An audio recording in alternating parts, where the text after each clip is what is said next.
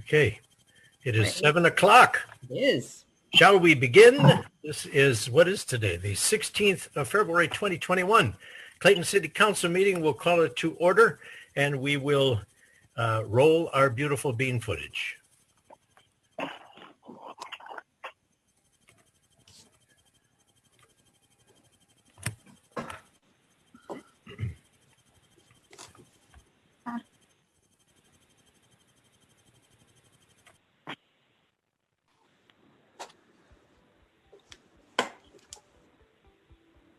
Due to COVID-19, this meeting will be conducted as a Zoom webinar pursuant to the provisions of the Governor's Executive Order N-2920, which suspends certain requirements of the Brown Act. This meeting is being webcast on the City of Clayton's website. The mayor will call upon its council, presenters, staff, and other speakers by name and ask that they speak clearly and state their name before giving comments or remarks. Persons participating via webcast and Zoom with their cameras enabled are reminded that their activities are visible to viewers.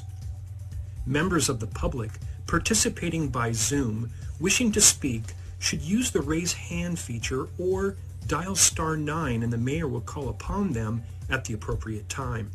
Telephone attendees will be called upon by the last 4 digits of their phone number. It is requested that public speakers state their name, but providing such information is voluntary. Written public comments received by Clayton City Clerk by 5 p.m. today will be entered into the record, but will not be read out loud. If authors of the written correspondence would like to speak, they are free to do so and should raise their hand, and the mayor will call upon them at the appropriate time. A roll call vote will be taken for all action items. The chat feature is not active. In order to get the full Zoom experience, please make sure your application is up to date. All right. So welcome. It's Fat Tuesday. So happy Fat Tuesday, everybody. Janet, will you please call the roll? Sure. Councilmember Diaz. Present. Councilmember Tillman. Here. Councilmember Juan. Here. Vice Mayor Cloven. I'm here. And Mayor Wolf. I'm here too. And Thank you. thank you, Janet. Thank you. And now we're going to go to the Pledge of Allegiance, led by Councilmember Diaz. Thank you.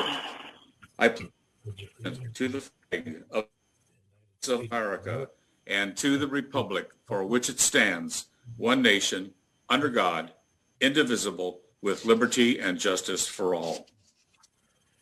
Thank you, Councilmember Diaz.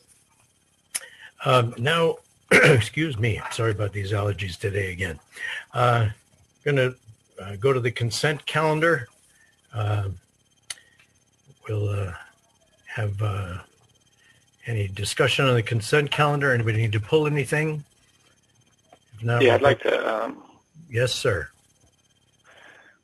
I'd like to talk about the denial on, looking at the item number here, 3C. You want to discuss that, or do you need to pull that, or do you have questions? I have questions. You have questions? So if we could pull from the consent, we could. Okay. Anybody else? We'll go to the public. Anybody else in the public want to comment or pull anything from our consent calendar? Okay, hearing none. Okay, so we need to discuss the item. Yeah, I had a question about this one. I was hoping that we could, maybe Randy, you could handle it. We're denying this claim. We had chatted briefly. I think this was based on, what was the name of the standard again? I forget. So the denial is based on the general principle of design immunity or public entity immunity under Government Code Section 835. And I can provide a little bit of background. When a claim comes into the city for something like this, that claim is turned into essentially our insurance company. So we participate as part of a joint risk pool with 17 or 18 other cities, most of them in Contra Costa County. The claim goes into our insurance company. The insurance company does their evaluation and they say yay or nay in terms of whether or not, just like your own insurance company would, about whether they're going to pay the claim. In this case, they've said, no, they will not pay the claim, and so we're bringing it forward for rejection. That's the standard process. The reason for the rejection is that under the provision of the government code that I mentioned, public agencies, so it's not just Clayton and it's not just a city, but public agencies in general are immune from liability under a situation like this unless the city knew or should have known of the dangerous condition in sufficient time to correct it before the damage occurred. And so in this case, we had regular maintenance on the tree. We had no indications that the tree was diseased or in any way unstable. And so as a result, our insurance company has said they will not pay the claim. And then this is bringing it forward to the council. Martin, if you want to add anything on that, but that's the basic principles under which our insurance company has denied the claim. And thus we are recommending to the council that that claim be denied. Yeah, that's correct. Just to add to that government code section, it's also if there was any negligence on the part of the employee or the public entity had any knowledge of the dangerous condition, as Rana brought up. But based on MPA's assessment, yeah, they recommended a rejection. Correct. Okay. Was MPA's assessment included? Because I didn't see it included in the materials. It just said the MPA made the assessment. So that part I wasn't clear on. So they probably did something, but I'm not sure if it was included.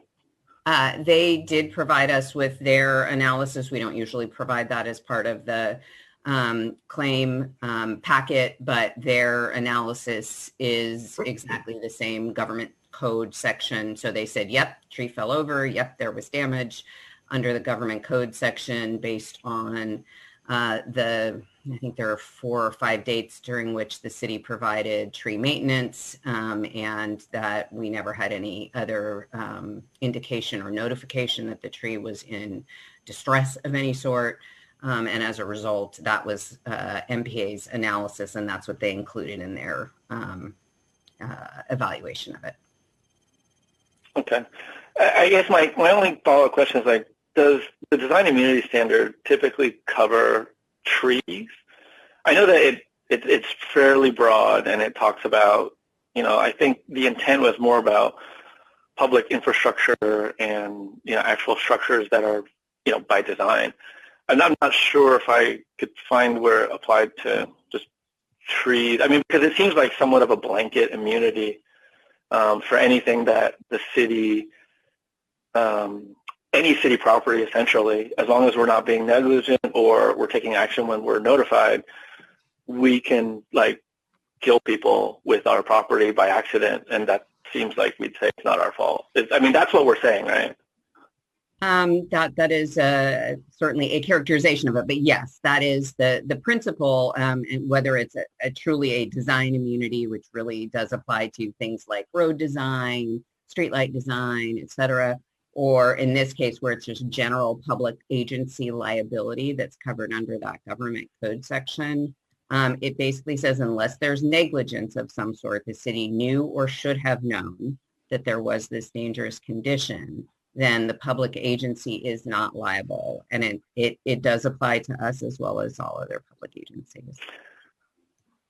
Oh, yeah, no doubt that it applies to us. I just, it just seemed a little, I don't know, maybe it's just a layman's reading. It seemed somewhat of a stretch to apply it to trees. Has there been case law on that? I don't know if you're aware of any. Martin? Maybe that's a question for Martin. Yeah, there is general case law on property maintenance. So sometimes, typically cities, sometimes they'll enact ordinances that have, they'll put the onus on the property owner and, generally that the city will not be liable for, circumstances if the tree is, on the public right of way, things like that. But I'm not aware if Clayton has anything that's specific to that. Okay. Yeah, because I know like in the, if it were my tree, if my tree fell on someone's house or something, I'd probably be on the hook for that. But this law specifically, protects municipalities and other government agencies, essentially. That's correct.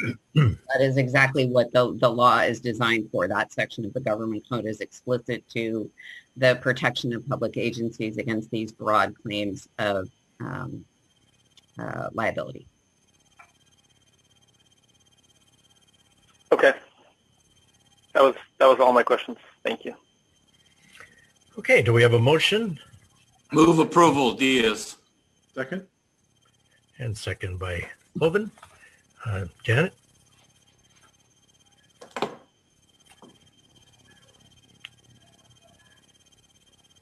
Councilmember Diaz, Yes. Councilmember Tillman, No. Councilmember Juan, I'm going to vote no on that too. Vice Mayor Cloven, Yes. Mayor Wolf. Yes. May I Thank you. clarify, particularly since we had some no votes and some yes votes, because you had not taken action on your consent calendar other than that item, was that a motion on the entire consent calendar or just on that item? My vote was my motion was to improve the entire consent calendar. That's not what I was voting on.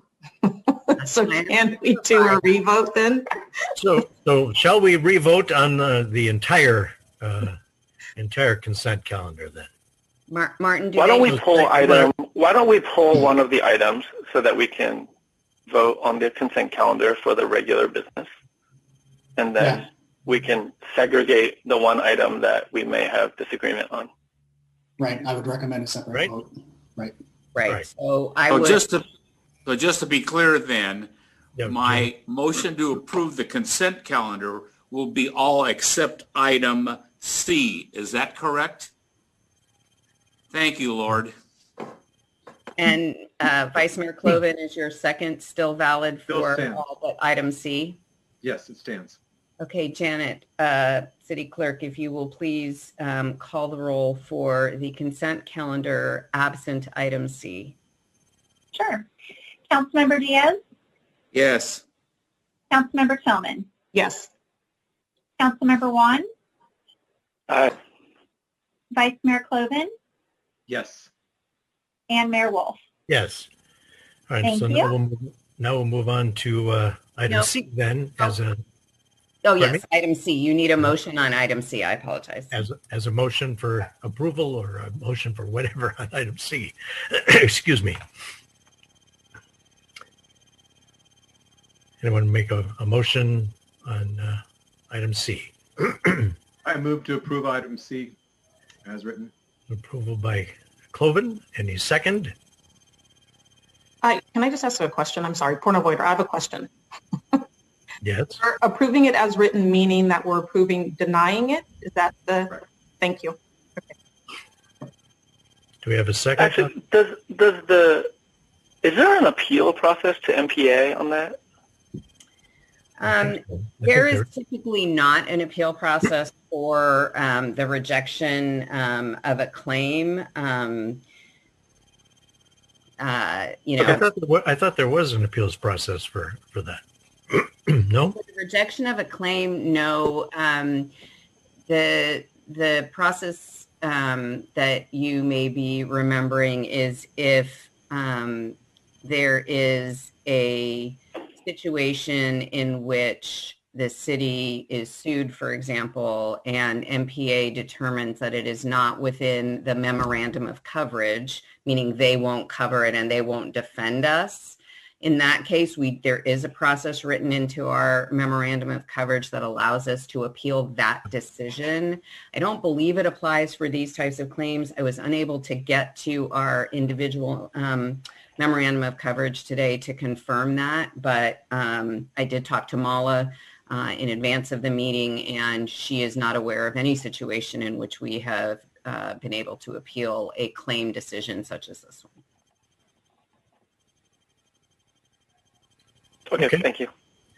All right, good. So, so we have a motion and a second, and Janet, did we not get a second? No, we didn't get didn't. a second. All right, then I'll second that, and now we'll move on, Janet. Okay, point of order. Let's discuss this. I'm confused on what we're going to do about this. We're doing a I motion. know the motion was made to approve it, which meant that we approved the denial. That is correct? correct. That's correct. Okay, then I guess my question is, why didn't we do it with approving the entire consent? Well, there's some document? objection. There's going to be some objections to this, so Okay. that's why it was pulled. All right, I just want to be clear. All right, Right. Councilmember, Yes. Councilmember, No, but can I stipulate why, or do I have to do that after the vote is over? The mic is yours. Yeah, Okay, yeah, perfect. I'm denying because I'm saying no, so I'm not agreeing because I would like to be able to see what the actual insurance company gave to us, just so that as I'm reviewing this and seeing the rationale for a denial coming before us, I'm more aware of why we're denying it. That's all. So just so that I'm more clear on what's happening. I know Jeff asked the question at the beginning of this meeting, and I know that City Manager Schwartz and I spoke earlier today very briefly because I was busy. So that was my fault. But I just would like to be more clear on what exactly I'm voting on, which is so I can either abstain or say no. But that's why I'm not approving. Raina, as a point of order, can we not get her the information that she was looking for?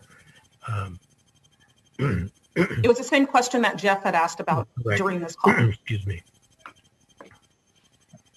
I see you're sharing your screen. I am sharing my screen, and I know we're in the middle of a vote, and Martin's probably squirming in his seat, and I apologize for that. But I share this. This is the middle of the report, but it's the part that is of relevance for this conversation. And under this evaluation of liability, this is what I was referring to in terms of a dangerous condition present, and clarifies that we must be on notice of the dangerous condition with adequate time to address it prior to the incident for there to be liability.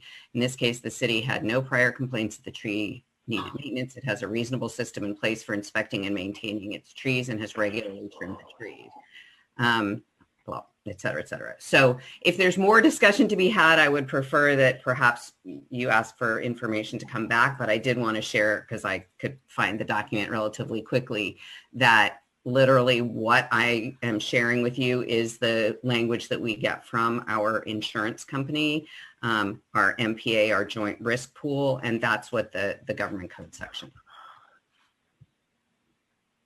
Okay. So there was no additional information where you had mentioned that there was maintenance on it on certain dates. I believe you said it was maintained 5 times where somebody inspected it and they didn't see anything wrong.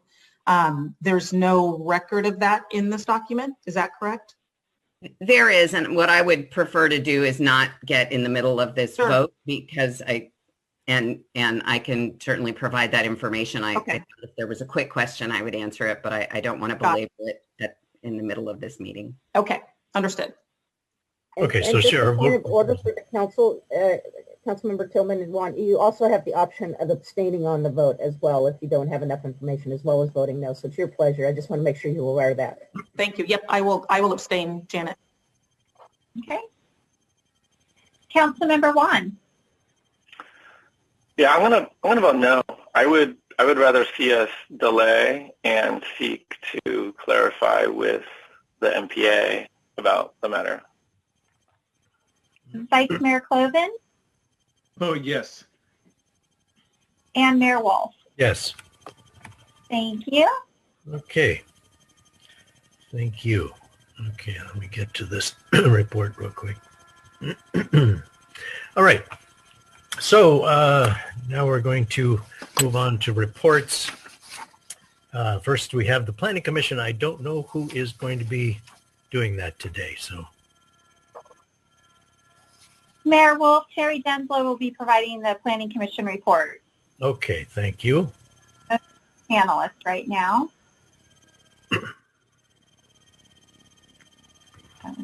I already moved her over.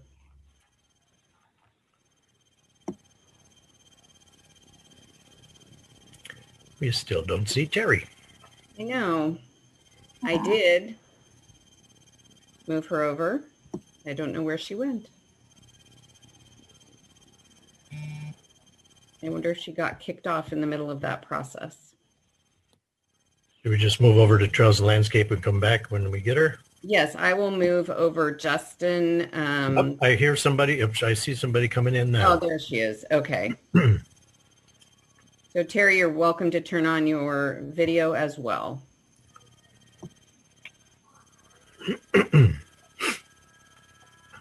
jumping all over the screen. There she is. Alrighty. Can you guys hear me? Yes, you were coming in kind of a sepia look. That was kind of nice. So welcome. Thank you. Okay, so the Planning Commission met on February 9th. We welcomed our new Planning Commissioner, Ed Miller, to our group. We had two major topics on the agenda. The first one to review and approve several meeting minutes from prior meetings, October 27th, November 10th, November 24th, December 8th, December 22nd, and January, I can't read my own writing, 12th, January 12th. On all of those minutes, the vote was the same except for the January 12th, which was Commissioner Outlaw was the sole dissenting vote, except for January 12th, where we all voted to approve those minutes. We did put forth several corrections on the December 8th minutes and a correction on the November 10th minutes.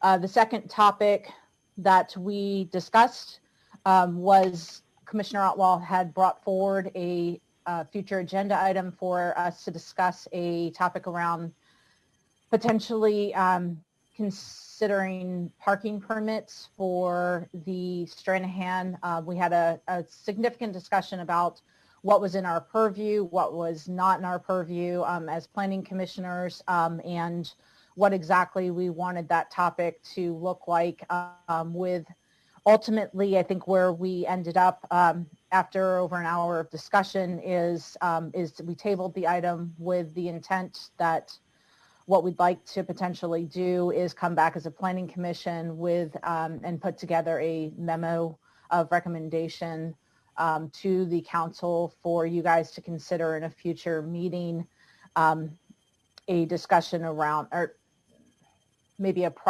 codifying a process potentially around how a community, how residents may go about if they have concerns with parking in their neighborhood. So more to come on that. The item was tabled, and Commissioner Outlaw will work with Community Director Fesky to get some more definition about that, and that'll come back to us at a future date. And then we had two items that we discussed during the future agenda items portion. One was a concern raised by Commissioner Outlaw regarding meeting minutes and the timeliness of those minutes coming forward to the Planning Commission. We got, as I reported out, we got a lot of them all at once, and it was difficult. It's difficult to remember some of the meetings, and not all the recordings are available. So that was a request. That was a request from Bassam to the community director to consider for future meetings. The next item, which Chair Chipero had brought up for a future discussion, is for us to reconsider the rotation process for reporting out to you guys on our planning commission meetings. Right now, myself and Chair Chipero are rotating between ourselves, but Chair Chipero would like us to consider at a future meeting whether we want to rotate throughout the entire commission. So that'll come up in our next meeting.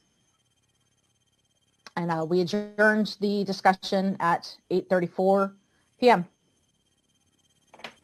Any questions? Any questions for Terry? Thank you. Oh, yes, Mr. Diaz. Yeah, I have a couple of questions. I hope that the staff, specifically the community development director, is working closely with the commissioners to make sure on proper process and when it starts getting close to policy matters that emanate from the Planning Commission. Number two, I'd like to know why it has taken so long to get minutes so far back approved. And I'm sure that Commissioner Denzel can't answer that question. I make that as a question to the staff. Can I? Raina, yeah. No answer needed tonight. You can answer it later. Thank you. Thank you. Thank you, Terry. You're welcome. Thank you, guys. Appreciate it. Take care. Okay. Happy Mardi Gras, everyone.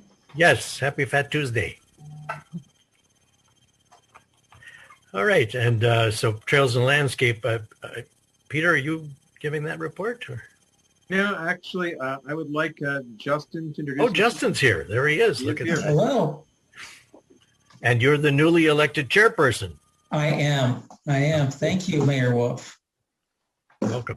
So the Trails and Landscape Commission met on February 8th. This was the first meeting since September 30th, 2019. And the first meeting since the appointments of committee members Brennan, Brown, Case, Cesarin, and Fewer, and with Wiggins as a carryover from the previously appointed meeting or previously appointed committee. After self-introductions, all the committee members and staff, the committee was given an overview by the assistant to the city manager on our role, our purpose, our history, the drought water management plan, the city fountain, the approved tree list for public property, and as well as the overview of the Brown Act as it applies to the Trails and Landscape Committee. Following that, we selected the chair and vice chair. Justin Cesarin, myself, was elected to be the chair, and William Wiggins was elected to serve as the vice chair. The consent calendar was then agreed to without dissent, including the approval of the Landscape Maintenance District Staff Activity Report for November 1st, 2020 through January 31st, 2021. And we received the status of the Landscape Maintenance District projects.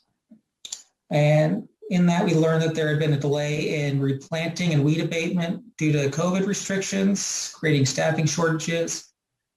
As a result of these shortages, the staff noted that re-landscaping of 3 islands on Clayton Road has been delayed.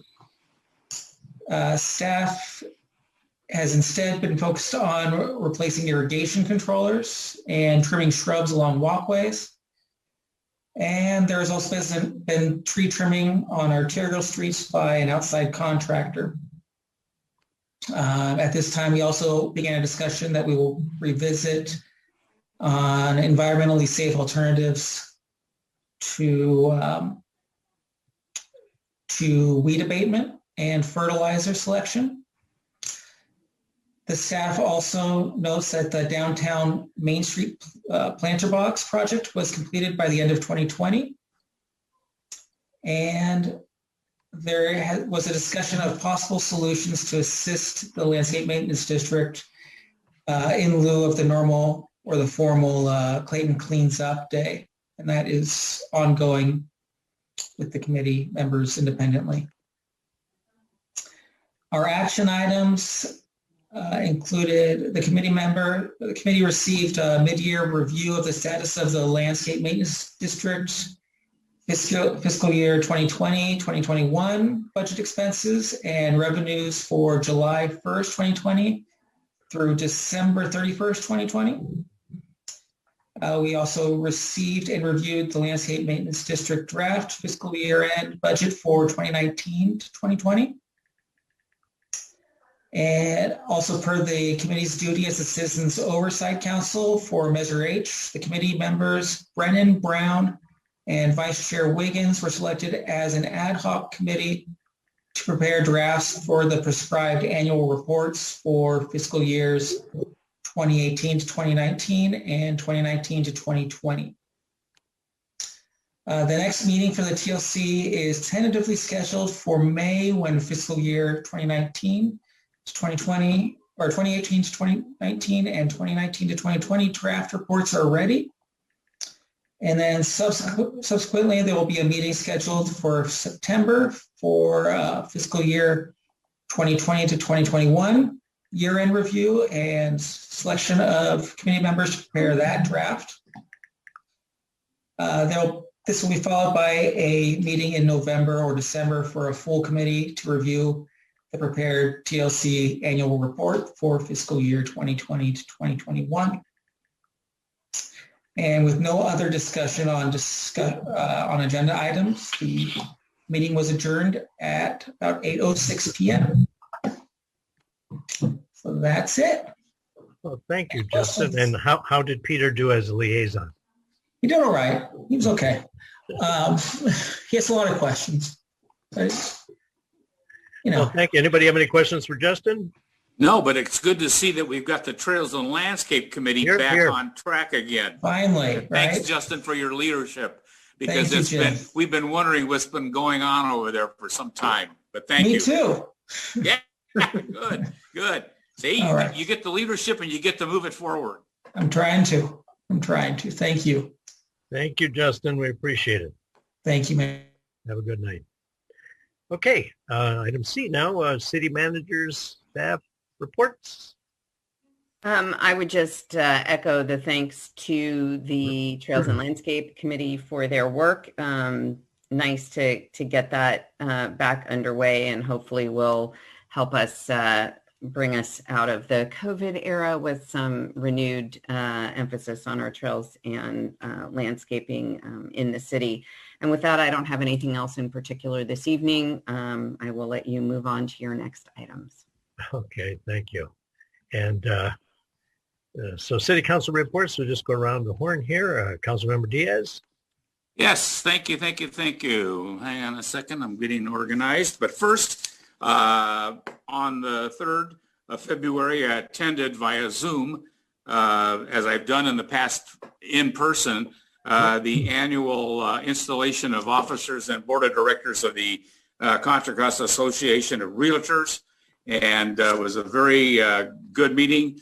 Lots of recognition for local business people here in our county. On the 4th, we had a Clayton Public Safety Committee meeting, and that's beginning to get some good ideas coming out of the community up there on Keylock Way and such. And I suspect we will be having more definitive matters coming on a future meeting later this month. Later that evening, I attended the mayor's conference, and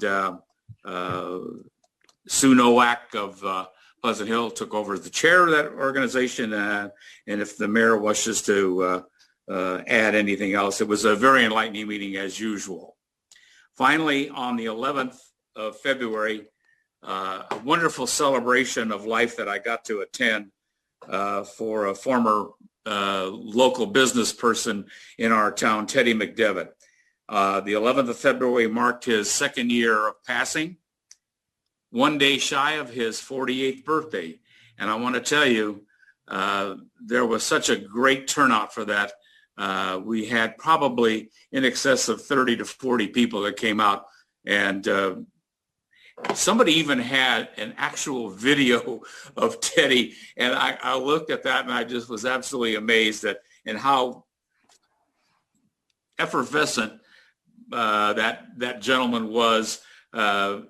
Just being around him was just a real treat, and we sure miss him in this town. Thank you. Yes, we do. And he was singing Sweet Caroline, right? even though he didn't know the words, which was He amazing. did not. Yeah, we miss him. But when he used to play, when we were playing when we were playing live music, he would always come up and sing Folsom Prison Blues for everybody.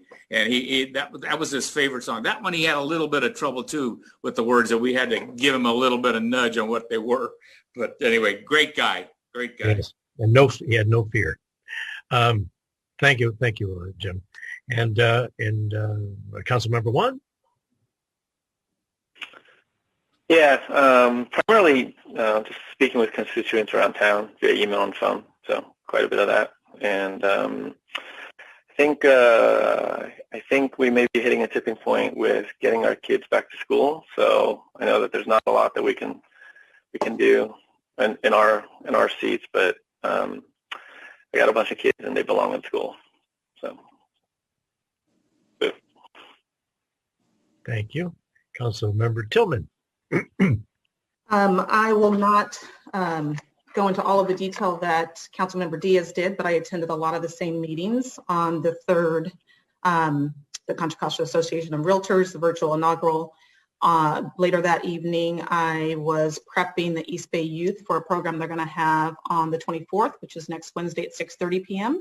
And it'll be a great evening listening to some of these youth in our area speaking about not being in school during COVID and how that's affecting them mentally, et cetera, how they're dealing with that virtually.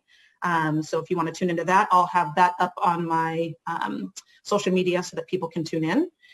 I also attended the Keelock Way Public Safety Committee subcommittee meeting with some of the residents up there as well on the 4th. And I believe that we're going to have a meeting next Thursday, I believe. That's in the works. So we'll share that as we come to an exact time. Also attended the mayor's conference later that evening and had several meetings with the city manager, meetings and calls with her. And then on the 11th, I was invited actually at the very last minute for something called the California Collaboration for Educational Excellence. And the Mount Diablo Unified School District had asked for feedback from parents, students, and teachers. And so I was able to partake in that. And a lot of the feedback from the parents, educators, and students was that the main complaint is that there's a communication gap coming from the district to the homes and vice versa. They're trying to figure out a way to better communicate with each other so that everybody can be on the same page. And then last night, I had the honor of listening in to a conversation with Congresswomen Barbara Lee, Karen Bass, and Maxine Waters, as well as Mayor London Breed from San Francisco and our new Secretary of State here in California, as well as a lot of other women up and down the state, collaborating on ways that we can reach out to our communities, get our kids back in school, get people vaccinated, et cetera. And one of the things that I learned on the call that's important for our community to know is that sometime soon we'll be learning that Blue Shield has been tapped to be able to help roll out the vaccination. And so as I learn more details, I'll share that with the city manager so that she can get that out to parties as necessary. But that was good to hear that they're trying to actually collaborate and figure out a better way to roll this out. So that was my message. Thank you. Vice Mayor Cloven. Yeah, I think I've done a lot of things, same things that Jim and Holly have done. So yeah, well, thank you for your report. Absolutely. California Realtors, they're awesome. They had a lot of fun installing their people. The mayor's conference was very interesting. I noticed there was a large discussion on behavioral health, mental health crisis in Contra Costa County, and what a big issue that is relative to police response and how we might be able to be of assistance. It's a county-wide issue. Mental health is something that we're all dealing with. That night I was appointed as an alternate to the Contra Costa County Hazardous Materials Commission. My background's in hazardous materials and hazardous waste as a consultant, so it seemed like a natural fit. But also one of the things that we're going to be exploring is the possibility of a grant from the AQMD for electrical charging stations in Clayton. The Trails and Landscaping was absolutely awesome. I am excited by the people that are on it. Not only were they engaged, asked great questions, but the amount of additional effort they want to put into helping our staff with regard to getting the whole community involved in our trails and landscaping and beautification of Clayton. What an awesome group, and I'm excited for what they're going to do and how that looks from now on. They got a lot of work ahead of them, and they know it, and they're rolling up their sleeves and taking it on.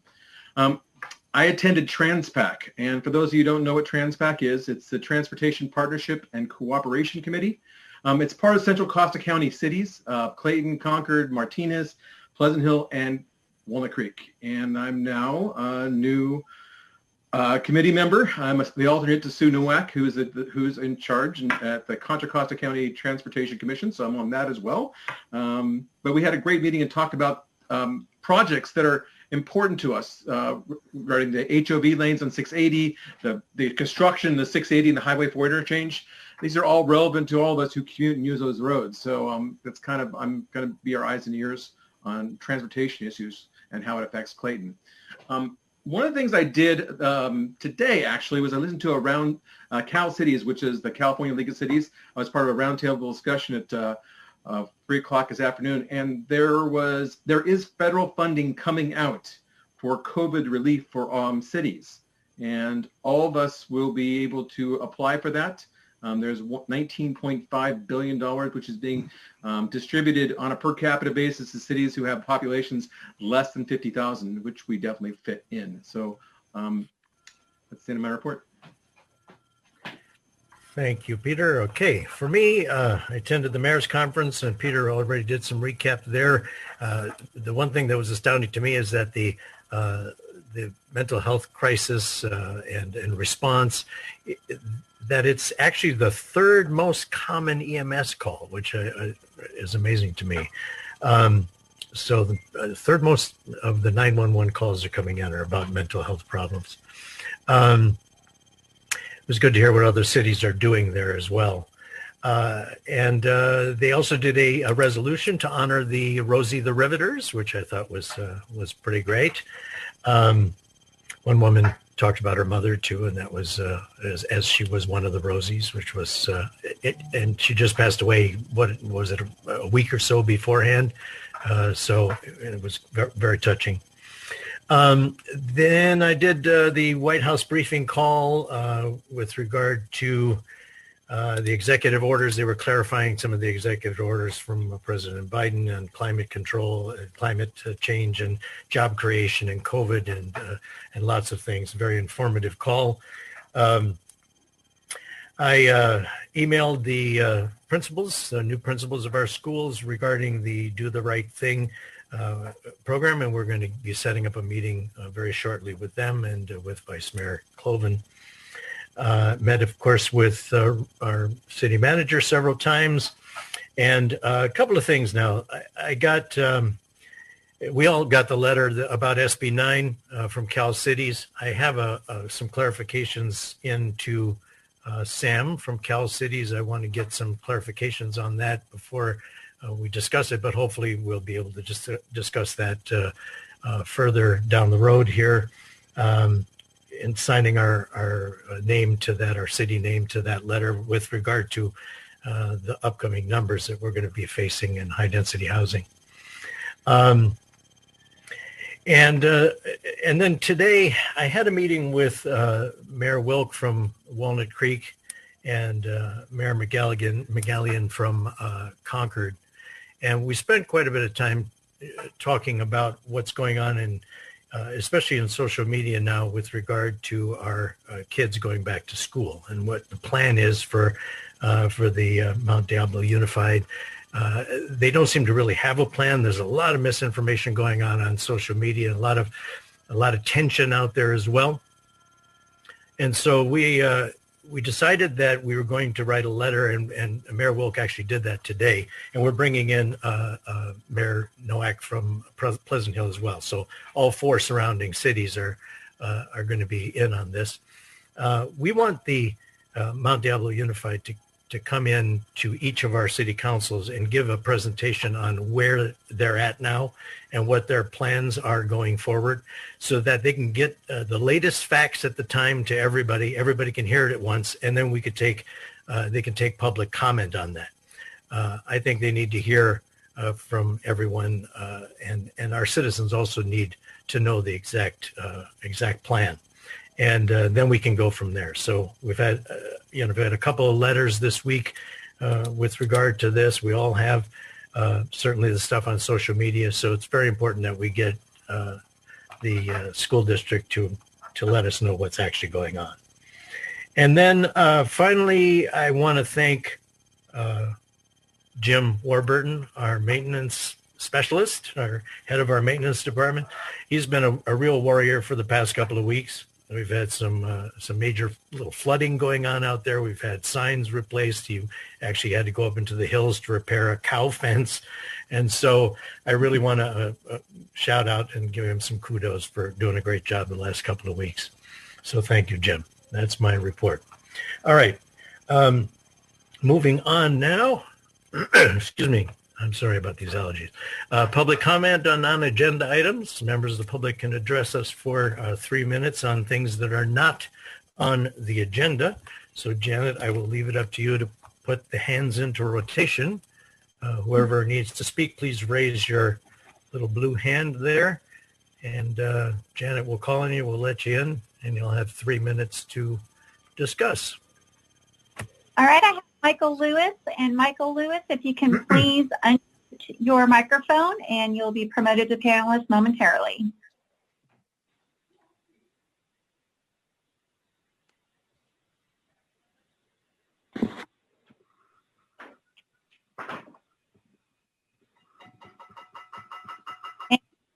Go ahead.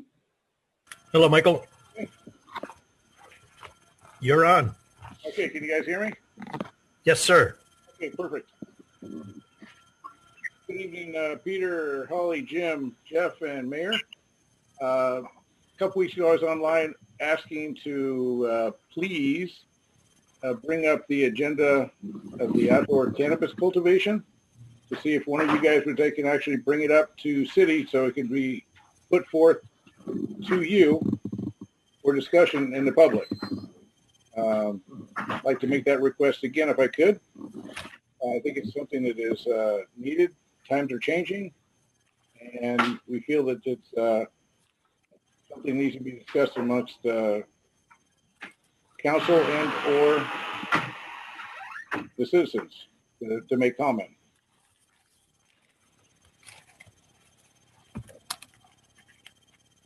Is that it? That's all I got. Okay.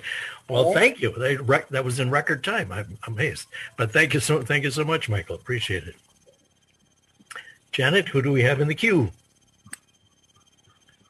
Mayor Wolf, at this time, I don't have any other hands raised. Okay. I'll give you a couple of seconds. Anybody else? Going once, going twice. Okay. We'll close the public comment and move on. Public hearings, we don't have any today. And so now we'll go to item 8, which is our action items. Item A, the recognition of cultural heritage months. And our city manager will give that report. Excuse me. Raina, it's all yours. Good evening. Thank you, Mayor, members of the council. I'm really just teeing this up for you this evening. As it says in the report, this is an item I'm bringing back that the request of Councilmember Tillman. What you have attached to your report are actually two things. One is a list of cultural heritage months that was produced by the National Library of Congress. And so that's sort of a good, fairly comprehensive list compiled by a relatively neutral party. It also shows with check marks those things that have been celebrated typically by proclamation in the past. And then also an additional page where there are some other kind of celebratory proclamation type items that are sort of similar that have also been recognized by Clayton in the past. There have been more as well. I know Red Cross Week and some other things. So, certainly there are a lot of things that aren't on here, but really the genesis of this was to reply to the request regarding the Cultural Heritage Months. And with that, I will turn it over to Councilmember Tillman, and she can talk about her requests related to these particular celebrations. Thank you. So as most of you all know, I ran on inclusivity. And when I was approached by Michelle Simone out of Pleasant Hill, she was working with the city council there to have proclamations for cultural heritage days and or significant days throughout the year of 2021. And I can't remember how many of them she said they had already recognized. I'm pleased to see that we recognized several that are on this list that Raina gave us. Because to my knowledge, I thought we had only done the Hispanic Heritage Month last year as well as Pride Month in June of last year. So I'm pleased to see that there are others and that there's some overlap between what she found from the Library of Congress and what Michelle Simone, she works with the school district as well as I think Pleasant Hills City Council has an education subcommittee underneath it. They've got presidents that report out to the city council, so she doesn't actually sit on the council, but she does oversee the education piece. And so she's trying to help incorporate a lot of these things into the school district as well as into the city. So she had approached me with the list of cultural heritage months and or days. And there's quite a few, there's maybe about 7 that are on her list that are not on ours, but there is quite a bit of overlap. And so what I was hoping is either we can discuss all of them now and just bring proclamations when they're due up in their month, or we can bring them up a month before they're due and have a conversation about them each before we bring them up. And I'm open to suggestions, but for example, on the list here that Raina gave us, we've already done African American History Month this month. The next one that she has that from the Library of Congress is the Irish American Heritage Month. That wasn't one that Michelle Simone had given me on her list, but I think it's great if we could recognize that. We have Women's History Month coming up in March, and that overlapped a lot with Michelle Simone's. The other one that was missing from hers was Arab American Heritage Month is not on the Library of Congress's. So I'm hoping that that's something that we can consider adding to ours. And I don't think it would be a lot of additional work for staff. I've got the verbiage to include in all of the proclamations, which is what I shared with Raina when we did the African American History Month, so that there isn't a lot of time that they have to take to research it, other than the research she did to find all of these dates from the Library of Congress.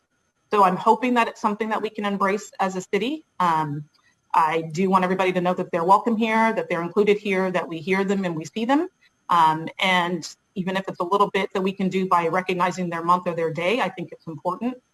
And I wish that we were at a place where it wasn't necessary, but given what we're learning in our history books from the time that we were younger till now, it is. And we aren't in a place now in our country where people actually recognize that a lot of people have been forgotten, not just one group or another. It's a lot of them. And so I think if we can embrace them and learn about them and share what we know, I think it's a great thing. And I will take any questions that anybody has. Well, one that or two that can strike me right away, and I want to thank the Library of Congress, of which one really surprised me was the Irish American. My wife's family will really be very thankful for that. Asian Pacifics, that's another one I think is very well that we overlooked.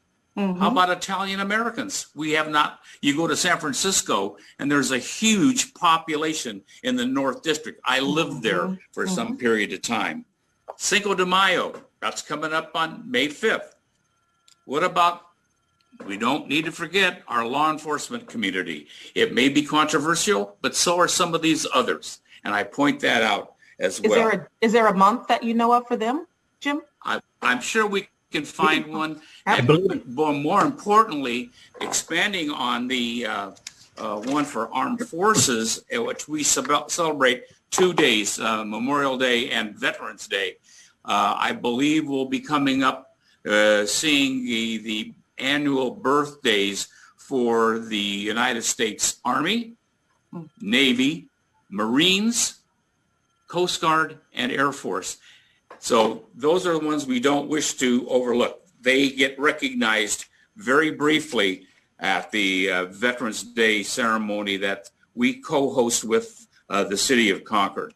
And likewise, we co-host the one for Memorial Day. But let's not forget about the Italian Americans, Cinco de Mayo, and of course, law enforcement. Thank you. Thanks. I believe law enforcement is a week in May, as opposed Doesn't to matter, whatever it is. She mentioned months, days, whatever. Right. I'll take them all.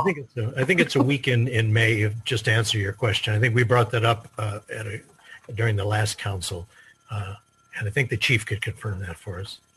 Just to answer your question, yes, Peter. It just seems, I mean, just making an obvious observation. When you look at May, you've got Military and Veterans Appreciation Month, you got Asian Pacific Heritage Month, and you've got Jewish American Heritage Month. And then we're talking about the law enforcement. There's a lot going on in a particular month. So, Holly, just, if you can give me some idea, is there a proclamation to be done in the first meeting of May that says we're proclaiming all this, or what does this look like to you? So when I originally thought of it, I was hoping to have a calendar. So a 2021 calendar with all of the dates and have all the proclamations entered. But I like the idea of actually recognizing them the month that they're in better, which means just like we did for February, we recognized it. I believe we ended up having to do it. I can't remember if we did it now on the 2nd or if we did it on the 19th of January. I feel like we did it on the 19th, but now I can't recall. I would prefer, Raina's shaking her head or nodding her head, I prefer to do it the meeting before the month that's going to take, if possible. So we'll be running up against the ones that are coming in March, but that's okay if we do them the first date in March. But to the extent that we can, if we approve this tonight, then I would like us to be able to acknowledge them the month before they're going to happen, or at least the first meeting in the month. There's several others that are not on here. For example, we've been talking about mental illness awareness month. That's in May as well. That was another one that Michelle Simone had given me. She also had Speak American Awareness and Appreciation Month. That's in November. She had Human Rights Week in December. We have a Human Rights, I thought we had a day in here. Human Rights Day. We have a day. Apparently there's a whole week from December 10th through the 17th. So there was some similarity there. There's also Juneteenth. Jim just mentioned, or somebody just mentioned, Asian American and Pacific Islander Heritage Month. That's how she breaks it out. So it's a little slightly different than Asian Pacific Heritage Month, which is listed here, just to be sure that we actually distinguish between the two. There's Earth Day. There's a lot. I'm not opposed to adding all of them. Go ahead, Peter. I was going to say, as the only veteran on this council, I'll be happy to liaison to all the veteran communities, because I have connections directly with the Veterans Administration here in Contra Costa County. Great. And not that I'm opposed to this. I just can see that if we, like the last meeting of the month, for the next coming month, we have 6 proclamations to read. That could be a very arduous half an hour of reading proclamations that will dilute the meaning of what you're trying to accomplish. That's fair. I just want to. How can we do this in an effective way to acknowledge, but without bludgeoning? So help me. How can we be effective with this? You make it brief and concise. You don't need to read the whole proclamation. The fact that you recognize it is the issue.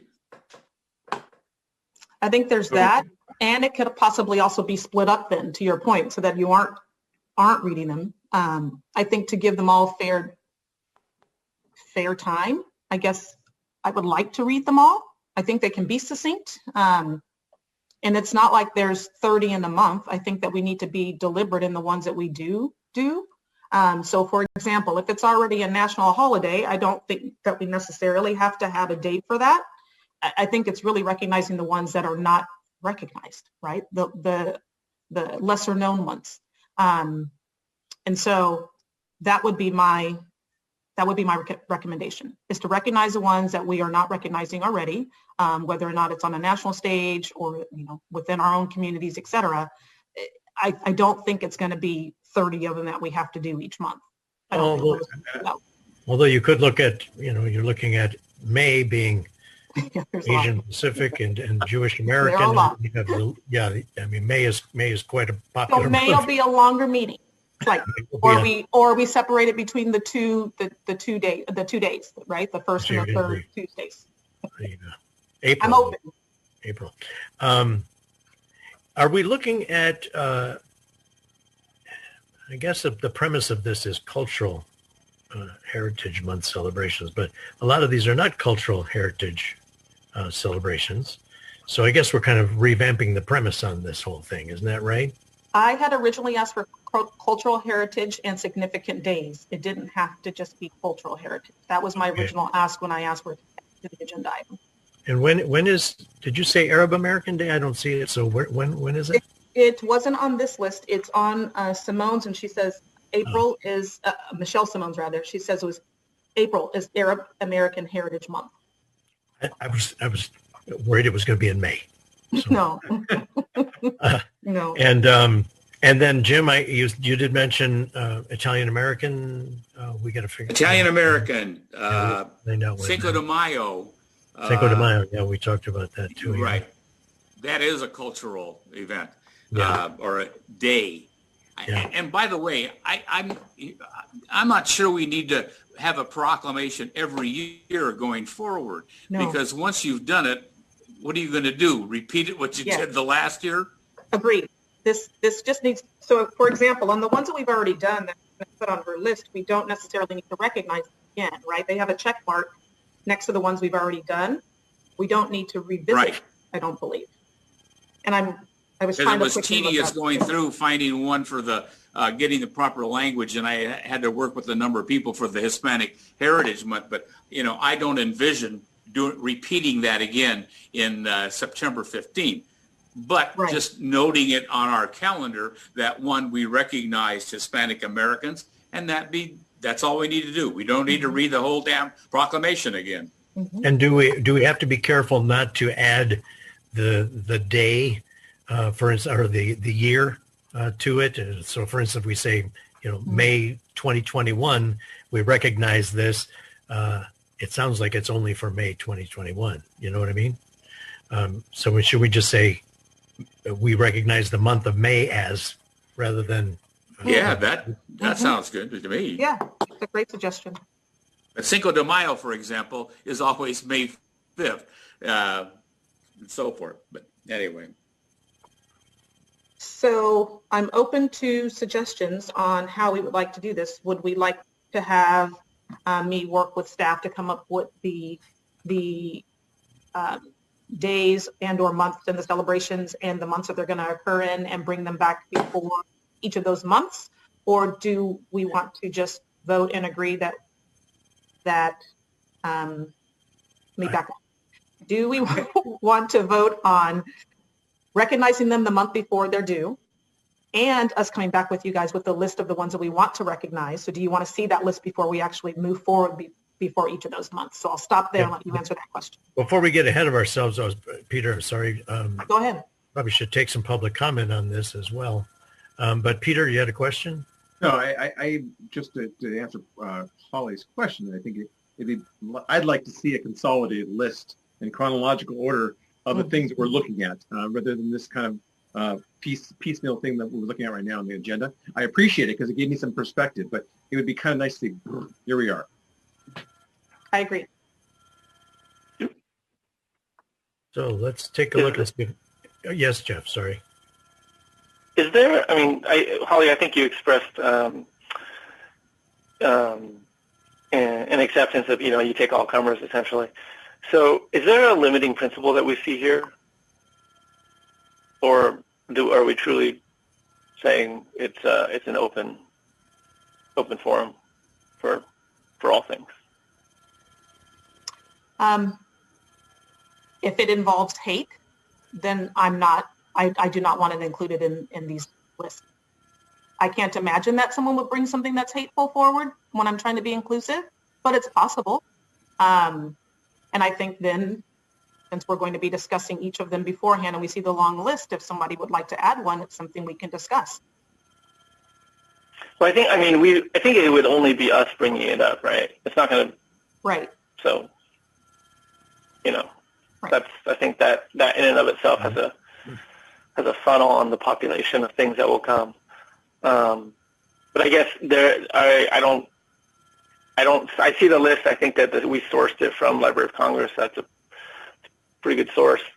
I'm just wondering if we see any limiting principle, or are we taking the approach that we're open to all things here, other than what you just mentioned, obviously hateful things and basically stupid stuff. It could be the limiting principle is that once we get all of these out of the way, there won't be any left. Until something new comes up. But you're right. Until something new comes. Right. No, but I think that's a good point, because I don't want to go. I wouldn't want to spend a night going through 5 proclamations on things we had done in previous years. You just say, yeah, we recognize it, and we had a proclamation, and we're reiterating it or something like that. We need to see the list first by chronological order. I agree. And then the only other thing that I would ask is that it's posted somewhere, somewhere on the city website, et cetera, just so that members of the community or people who want to move here or whatever can see that this is something that we've done in the past. And to Mayor Wolf's point, it doesn't have to have the year we did it unless we feel that that's helpful for people to see. I mean, it was something that we started in, 1980, and then we continued on and did a slew of them in 2021. Maybe you just put the year that they were next to it, and I can work with Raina on that later. But it would be nice for people to have a resource that they can go to see, oh, this is actually something that my city did, and I'm proud. I mean, a child could want to do that as a report for something later. It'd just be nice to have a history of what we've done and when we did it. Not necessarily on the proclamation. Anybody else have any questions? Get some public comment. I don't think we have any hands, but Janet, do we have any? Or I don't see any hands raised. And I would just ask, as you move through this, that whatever, you will have a comment, but that whatever you want to move forward with, it comes in a motion and gets approved so that I have clear direction for what to bring back. So I just want to make sure that I bring back what you all want. And with that, you do have one hand raised. Okay. So we have one hand raised. Janet, if you could let us know who that is and let the person in. All right. That is Karen Case. If you can please unmute.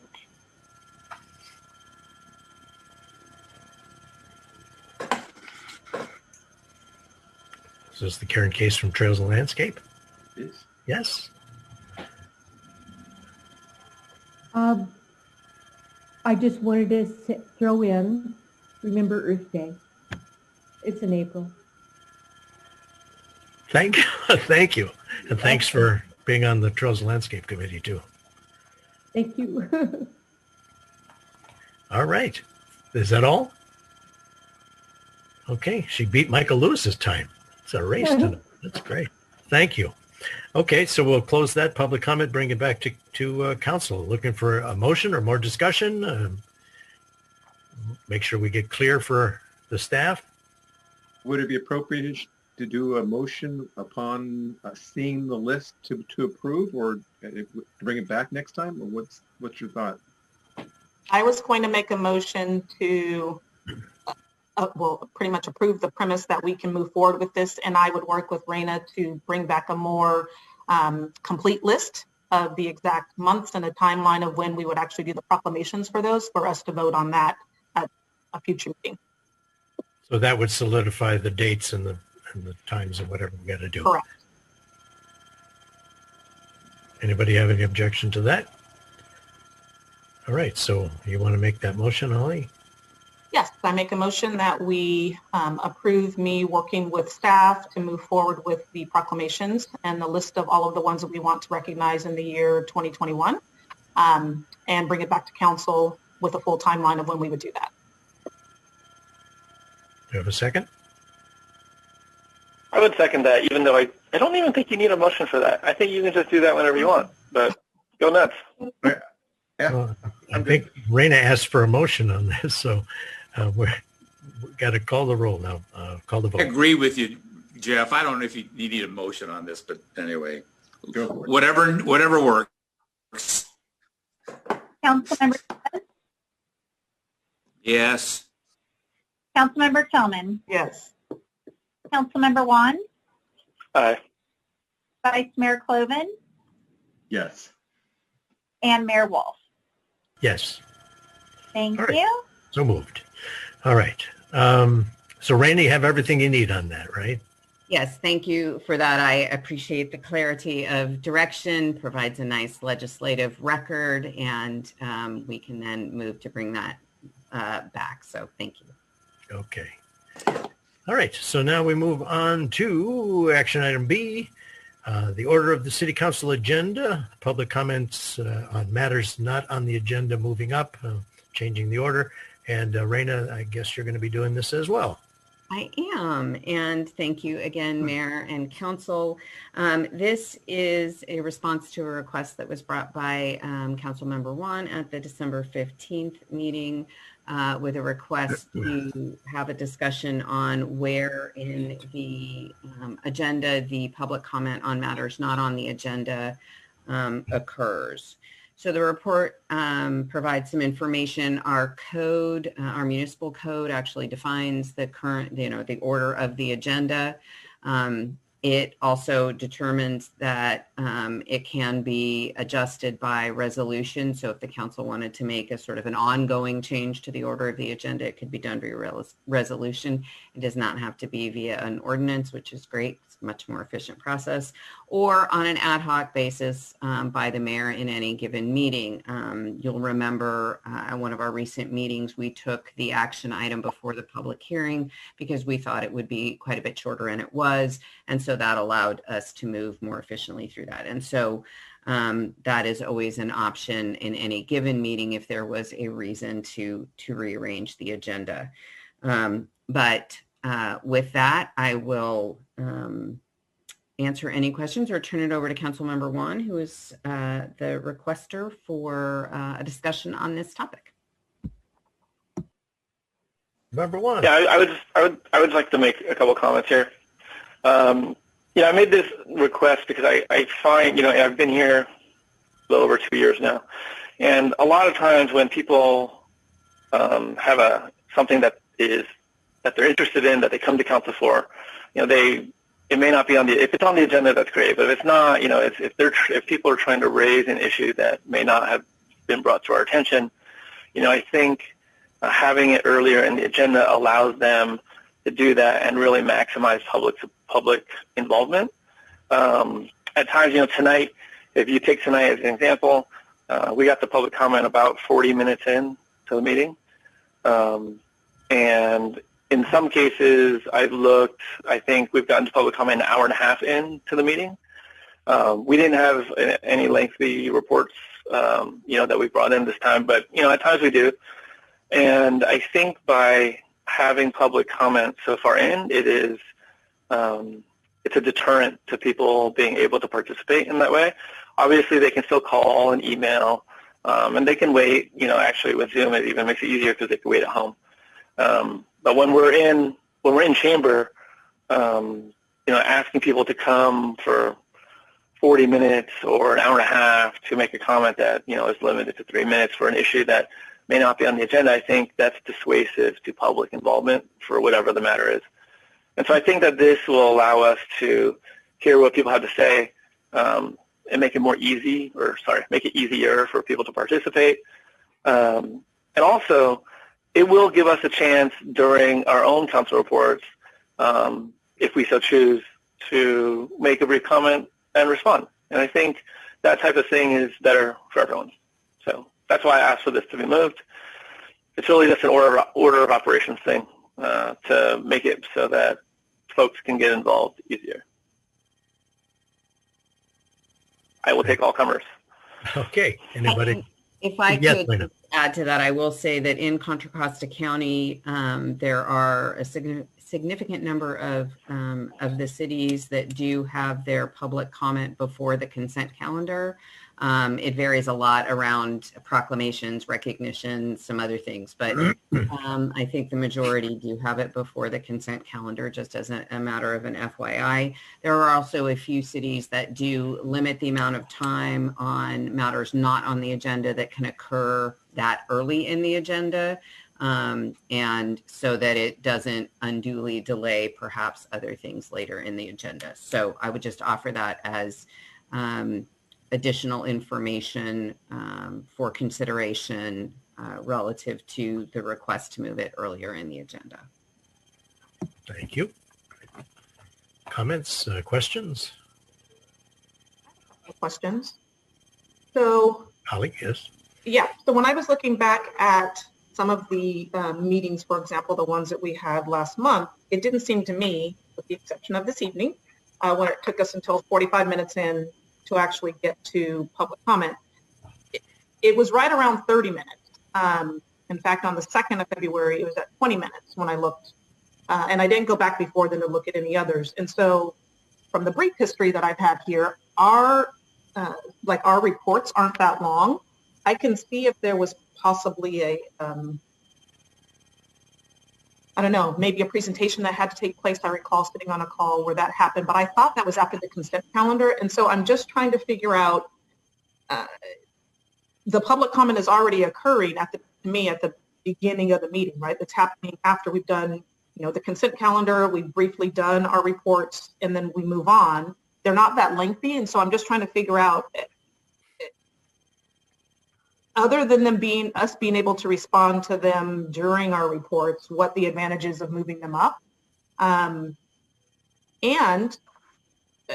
I forget who it was that mentioned it to me. It might have even been Raina, I can't recall, or somebody that said that, no, it was at our training that we had, that when you go to a restaurant, you have to make a reservation, right? So they take the reservations first. So the people who have actually done their due diligence as far as looking at the agenda and wanting to wait until possibly hours later to speak on an actual agenda item,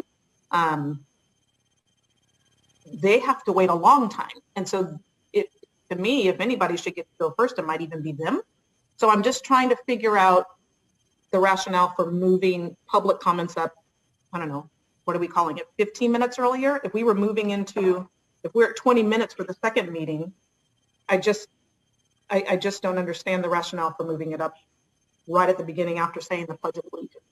I'm just trying to understand the rationale. Sure. I would say if you look back at your the brief experience that you've had thus far, I think that timing probably holds.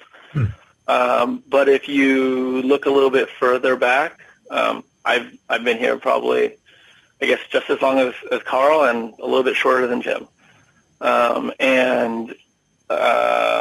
minutes is short. 20 minutes I would say is pretty quick. And when we're talking 20 minutes, it makes no difference really. It's fine. It's not a big deal. One time when we were talking about, I remember distinctly, actually 2 or 3 times, but one that stood out the most was when we were talking about traffic safety around the schools. I had invited both principals to attend that meeting in person, and they did. But after an hour and a half, they had to go home. It was too late for them. They had to go to sleep, or, they have other commitments, and they did not get to speak during the comment period because it took too long. And so I think, when you have situations like that, when you're talking about just the order, it doesn't affect us. We're going to be here the whole time. So it's purely for the benefit of people who want to introduce items. It is true that when things are on the agenda, they have a reservation. But as we can see from our now perennial speakers regarding marijuana, they don't get to choose what's on the agenda. They never do. We're the only ones. And so as a result, we're making them wait when really if they have a comment they want to share like our speaker today, then they can do that and their time is done and our time is the same. So I think it's as a matter of, it's not only just convenience, but I think it's out of respect for people's time. So I can see both sides. If you have an agenda, that should go first, and then maybe you could even, in theory, we could put public comment on non-agenda items very last and make people wait till like 10 or 11 or something like that. But, I think that would be bad. So, I'm going the other way, and I think we get it out front, let people say their piece, and let people less stewing the whole meeting. Makes it nicer for the community. And that being said, in Zoom it's a little easier because you could probably put it on your TV and, go drink a beer or something. But, when you're in chamber, you see people sitting there, and over time, throughout the evening, more people will peel off, and it's just because it gets too late.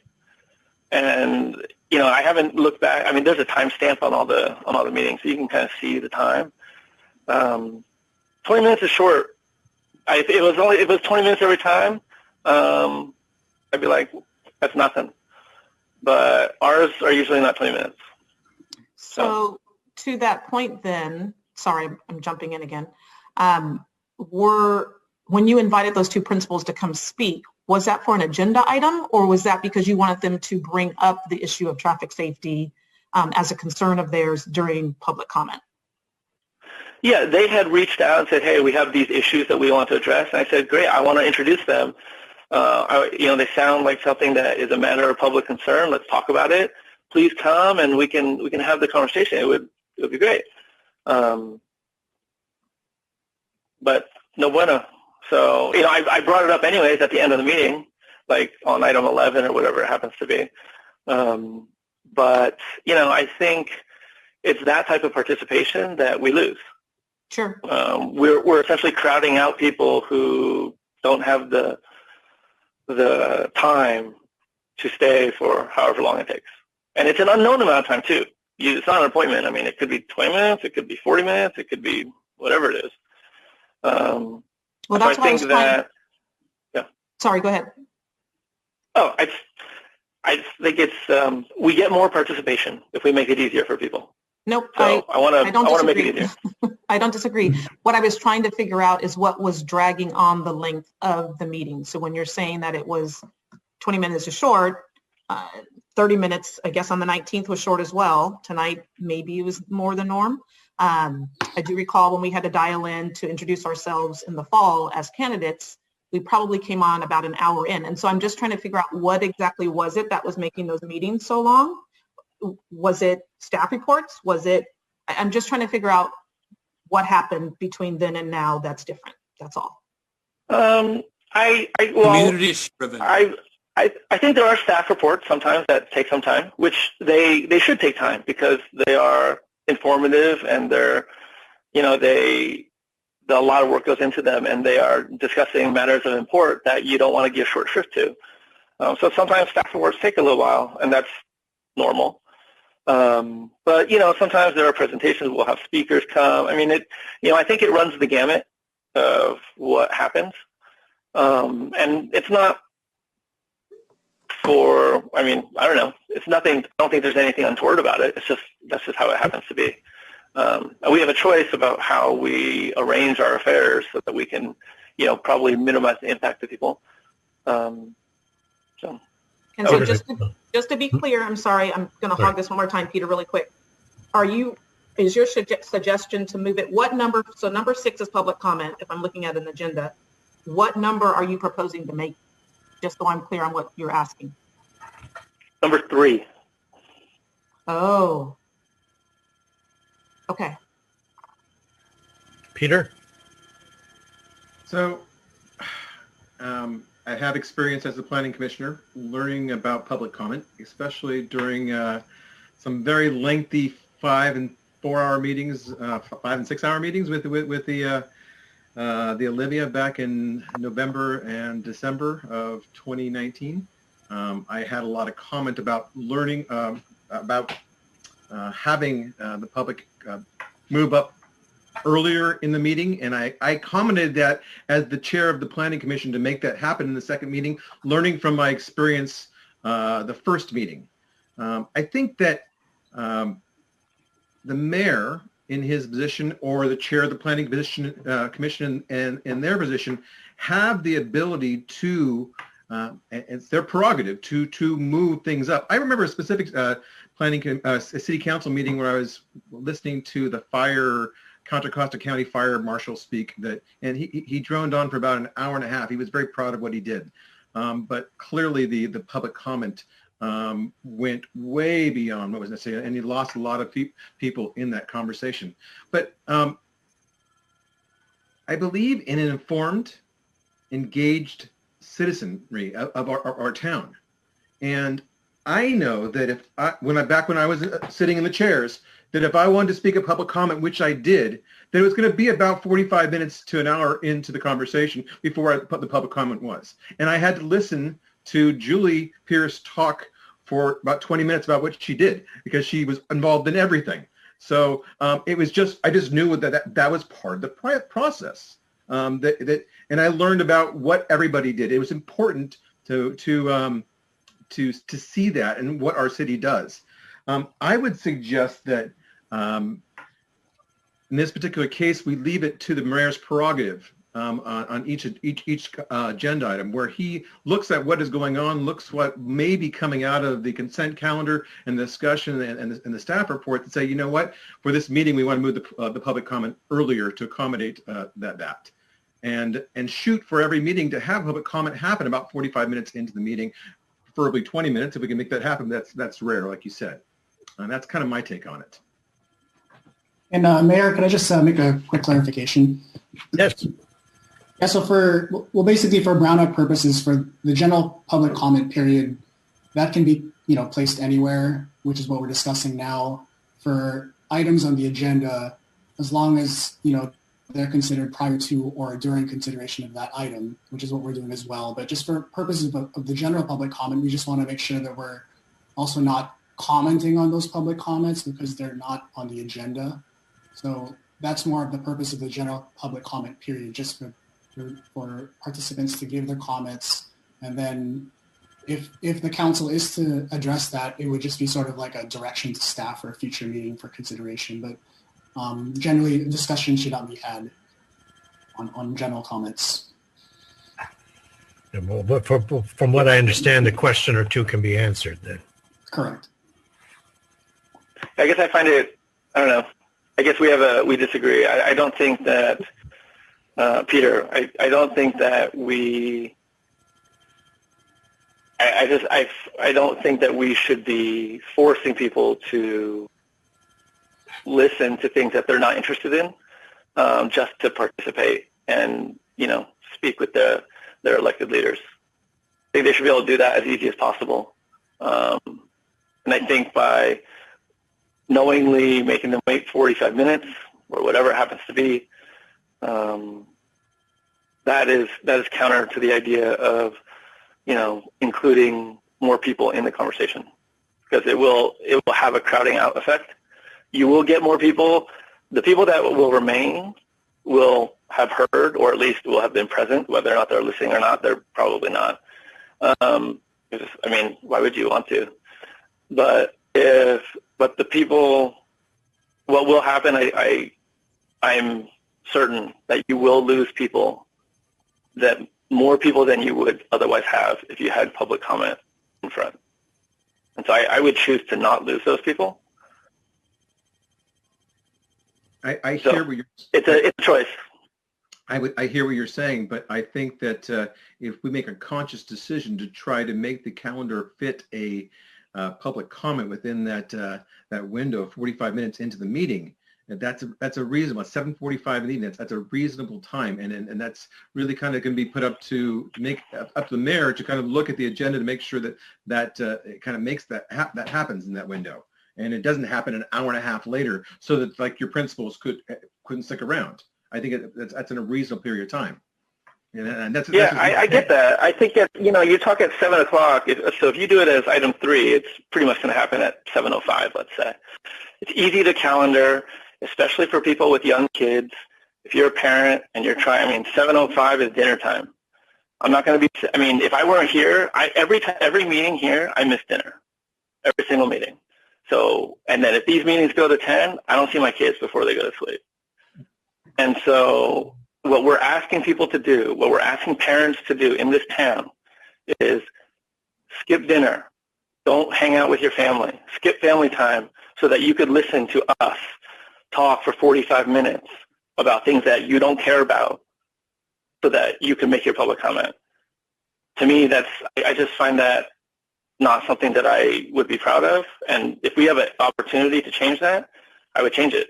Because I want people to be able to say, look, I know that at 7:05, that is the time where I raise my hand. I can go, and imagine if you're going down to City Hall. You go down to City Hall, the library. You go down to the library, you're really, I mean, that is a time commitment. I mean, sometimes when I was commuting to work back when we were allowed to see other humans, you know, I get home at 6:30. I change my clothes. I go down to the library. Goodbye. I didn't see my family all day. And that's what we're asking people to do to burn another 45 minutes to an hour, potentially, of family time. Like, that is a tall burden, especially for people with, like, young kids. I mean, you think, like, you have a toddler, you're not coming to the meeting. You have no chance to do that. If you know it's one time and you can commit 10, 15 minutes, okay, great. If it's an hour, you're not coming. And I would say I don't want to miss those voices. Jim, yeah, so your hand, Jim? Yeah, I'm personally not opposed to altering the agenda item, but I agree. In the past, and it hasn't been in recent past, but in the past, we have had public comments that have gone on for 30, 40, 50, an hour and a half. And it's community issue driven. The chair has the ability under rules of order to modify that agenda and has done so in the past. Everyone has done it. So if we need to alter the standing agenda and move public comment up to number 3, don't care. I agree. There's people out there, if they knew the regular time that they come in and make their comments and be heard, because if they are concerned about a specific issue on the agenda, well, that's an entirely different matter. They will speak at when that item comes up. And we have in the past altered the agenda and brought issues up forward sooner so that people will have a comment time not at midnight. So I guess to summarize, I'm not opposed to altering the permanent agenda and moving it from item 6 to item 5, if that's what it means. But the chair has the ability to alter the agenda depending upon the issue. And there will be issues in the future that we will get a huge amount of attendance that people will want to be heard on, even if it's not on the agenda. Thank you. And I guess I would add one thing, like, Raina mentioned earlier that, some places put a time limit so that you don't have people bombing, essentially, you're blowing up your time. And so I think having a time box around that, if we do that, and then if comment exceeds that time period, you can have it come back later in the agenda. I think that's a pretty good compromise to satisfy both of those. You allow a certain amount in the beginning. If it's short, it's short. If it's going to go long, then you say, okay, well, we're going to get to the regular business. That way you don't let it the ability of, that organization or some organized movement to crowd out everything else. So I think that could be a good balance to meet both.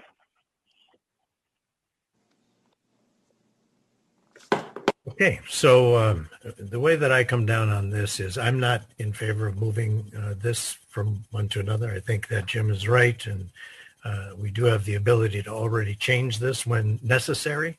I think with all due respect to former Mayor Pierce, a lot of the reports were long because she was involved in everything under the sun.